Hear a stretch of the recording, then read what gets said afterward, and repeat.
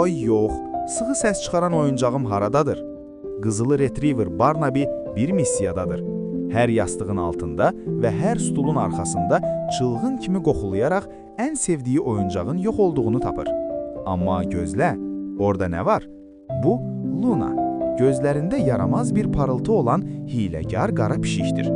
O, oyuncağı divanın altına sıxıb, pəncəsi ilə ona oyunbazca vurur və iş başlayır. Böyük təqib baş verir.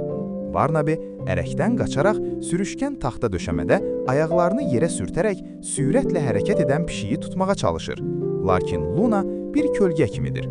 Mebelin ətrafından asanlıqla dolaşır və maneələri zərifliklə tullanır.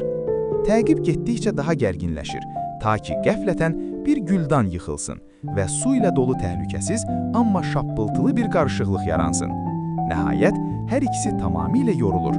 Nəfəs çəkərək təqibi dayandırırlar.